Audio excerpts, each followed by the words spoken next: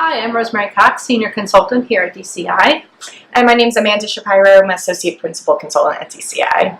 Hey Amanda, there seems like there's some important date coming up. I don't know what it is. Any ideas? I don't, it's kind of escaping me too. This date. This date. So what this date is, you might remember, it seems like forever ago, but March 24th of 2014, we had some regulations go into effect. There was a lot of changes that you all may remember, both from VEVRA as well as Section 503. Those came out in late 2013.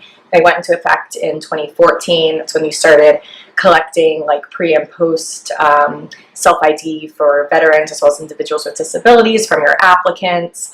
But you also, kind of after this effective date, needed to solicit that information from current employees. So not just applicants, which we know you're all doing, but also from your current employees. And as a part of those rules, as you might remember, OFCCP did stipulate that at least once within a 5-year span after you first collected that information, you needed to remind your employees that they could self-ID, update their information as needed. And if you think about it, after March 24th, 2014, March 24th, 2019 is really hitting that 5-year mark. Now we understand with the regulations, there was a little bit of grace period depending upon when your affirmative action plan is. So we know everyone didn't run out there and, survey their employees for this disability information exactly on 2014, March 24th.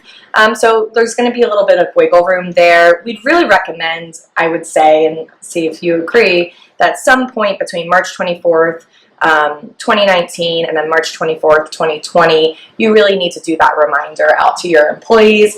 Again, there could be a little bit more wiggle room. Let's say if you were a January 1 AAP, technically pushing that out a little bit more. If you have questions, I think you can always reach out to us. I think really to be within the regulations and to feel like you got that reminder out there within the 5 years, we'd recommend doing it probably within that year time frame. Now you all may be thinking, well, what do we need to do? We know what we needed to do the first time. We've got that required form. It's available online if you ever need a copy, but what does this reminder look like? What really do we need to be doing? So Rosemary could give us a few ideas. Sure. There's all kinds of things that you could be doing at this point. What I would recommend is building up a campaign before March 24th.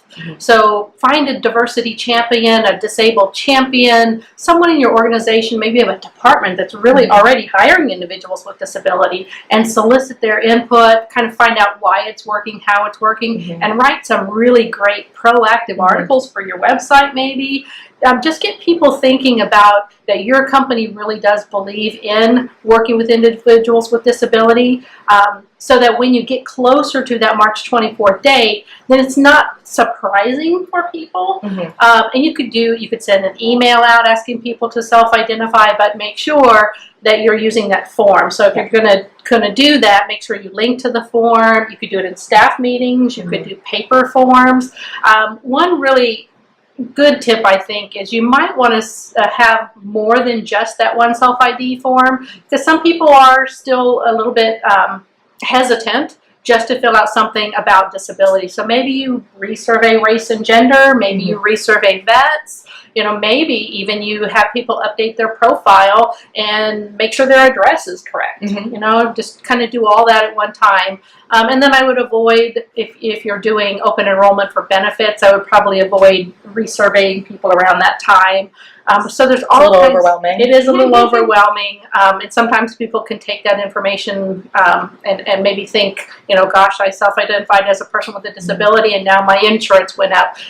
When the two really aren't connected, but by timing, maybe sometimes they think about that. So there's all kinds of wonderful things that you can do to get ready for that date. Yeah, and I think the idea is you want everyone to feel comfortable, Absolutely. Right? And so, we know, you've been working with kind of the 7% goal for every job group related to individuals with disabilities. So you're hopefully looking at that every year, but knowing that you've got this kind of 5-year, this is really an opportunity, I think, to evaluate what you've been doing, like Rosemary was talking about, and make people feel comfortable about it. So I think those are all great ideas.